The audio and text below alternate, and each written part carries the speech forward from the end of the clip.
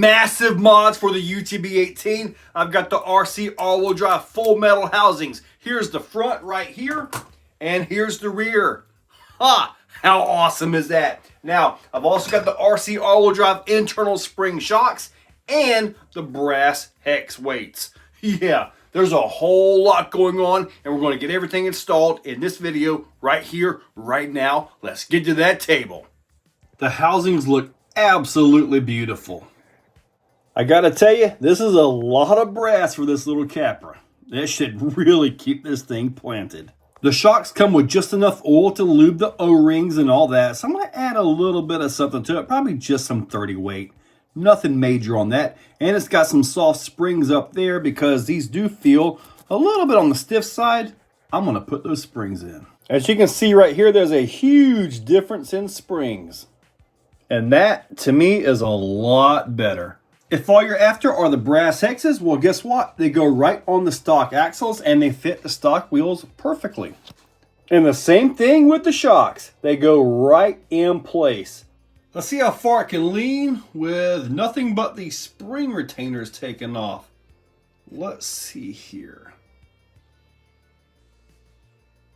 All right, 41, 42, 47.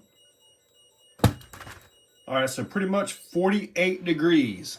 To get the axle housings, just simply take the servo loose, take the shocks loose, the links and all that, the drive shaft and the whole axle housing will be right out on your table. The front axle weigh-in in stock form is 4 ounces on the dot. Add on the brass and you've got 8.6 ounces. Those two right there more than double the entire weight of the complete front axle housing. The empty housing weighs in at 4.4 ounces. That alone weighs more than the complete stock axle housing. I want to show you guys something. These right here are the bottoms, okay? Not like the top of the screen. They're the bottoms of the axle. You can see all that rib, all that hangs out and catches on things. These are a major issue with catching on things, and it looks like these are a little bit less, so maybe they won't catch on things as bad as these do. And now we take this right here apart. It's just screws and bolts, guys. Nothing special. And here we have the internals. The entire housing splits apart on this. Once the axle is apart, you can pretty much just bag that up. But all of this is what you're going to need. Those are your bearings and gears and axles and all kinds of stuff. Now we get to dig into this. There are 4 screws, 2 on the left and 2 on the right of the center diff. You don't have to take the top bolt out because on this axle, the differential cover comes off. So that whole axle does not split. But if you want to take the entire servo mount off, you can. And we got to take the top and bottom bolts out to remove the knuckles, take the covers off of those, and install this stuff. This is the inside, guys. Now let's go ahead and drop that pinion in place. Just like that. Now let's put the carrier in there. And with that in there, all we've got to do is simply put the cover on and we are good to go on that. Now, do you see this little notch right here? That keeps you from putting the ring gear on backwards. Put your bearings in the portals and then drop your gears in place. Looks like we got plenty of room to work in there with over and underdrive gears. So that's a good thing. And then you put this over here after you drop this gear in there, because you're going to have to put the axle shaft in there, right? Put the axle shafts into the housing. Make sure you have your little bushings in place like that one that just fell out. Then you should be able to get that into there and all put together. You try to do it like this right here so those generally don't fall out, and you're probably going to have to use both hands. And once you've got all that together, you can put your wheel hexes, whatever you have on there, and you're good to go. This housing, complete, weighs in at 6.3 ounces. Holy moly, 10.9 ounces, guys. Woo, that's a whole lot more weight than what we had before. Oh, wow. The stock rear housing comes in at 3.1 ounces. The empty RC all-wheel drive rear housing comes in at 2.9 ounces. Once you've done the front, the rear end is easier. Now, there are little bitty shims that go in here right on the output behind where the threads are, so make sure you put those back into place. Yeah, this is going to be simple. The complete rear axle housing comes in at 4.6 ounces. With the brass, it comes in at 9.2 ounces. That brass adds a ton of weight for this thing. Check those beauties out right there. Woo! Both axles together come in at 20.1 ounces. That's 1 pound, 4.1 ounces. Let's go ahead and go to do some grams since I haven't done that very much.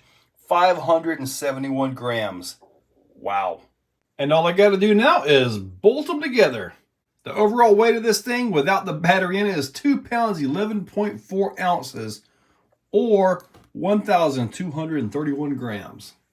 Okay, let's see where we're at on the angles. Haha. Woo! Let's see if we get to where we were before. Let's see here. All right. Everything is there. Everything is looking good. We're past where we were before.